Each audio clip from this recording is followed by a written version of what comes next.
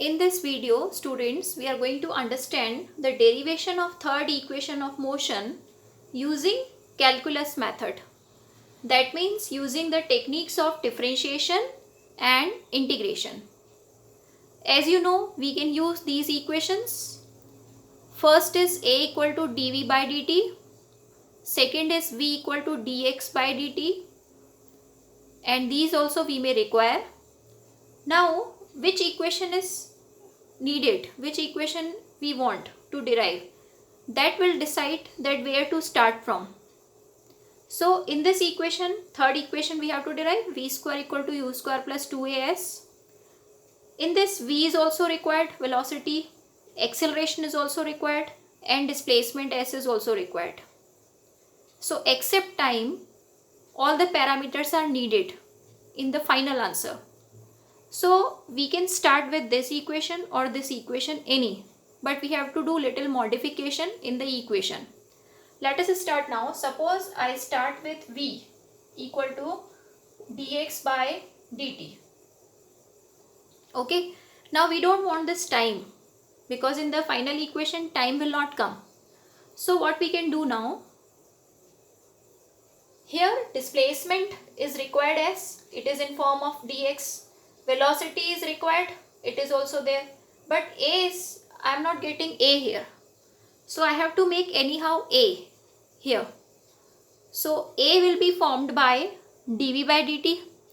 So what we can do here, we will multiply and divide the equation with dv term.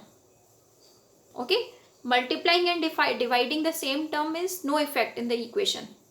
Okay, so we can do similar term, we can multiply and divide. After this, we will make group like this.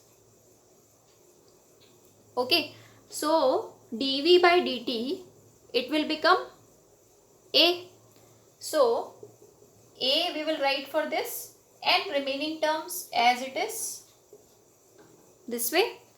After that, the next step is same. We will do cross multiplication. So v dv and a dx. After that, next step is also same, integrating both sides, because we have to remove the effect of differentiation. So let us do the integration. This is the sign of integration. Okay, sign of integration written.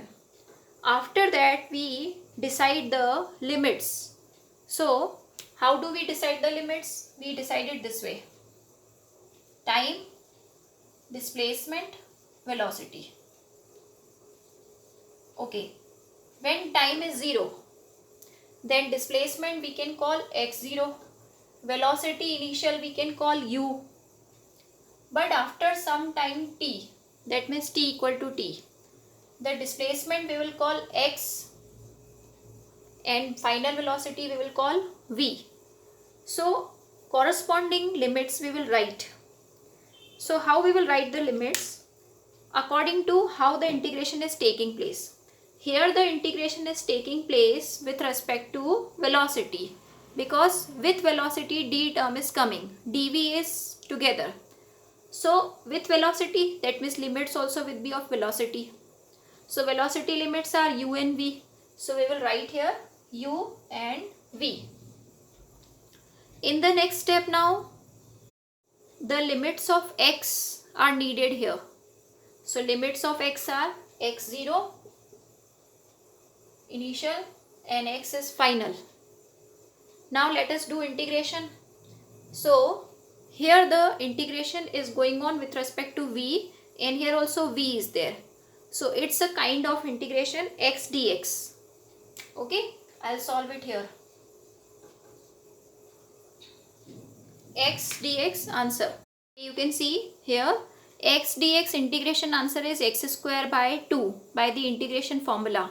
So v dv's integration answer will become v square by 2.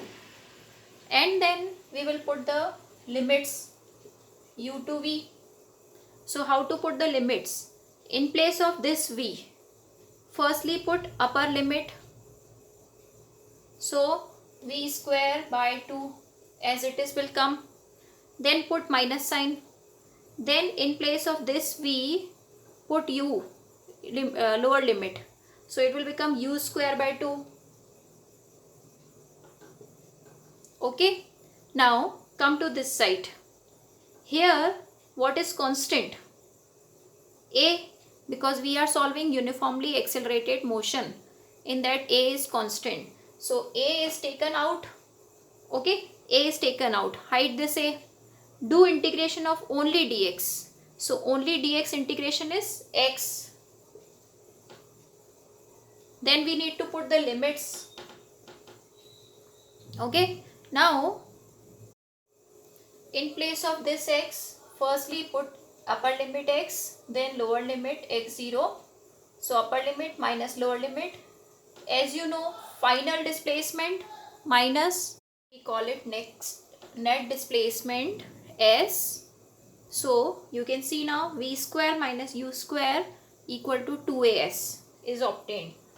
V square minus u square by 2, because here 2 is LCM, equal to as. And as we do cross multiplication with 2, we will get this answer. Okay. So if I do the cross multiplication, 2 will be coming. So this is the answer required. So this modification is needed to derive the third equation of motion. Okay.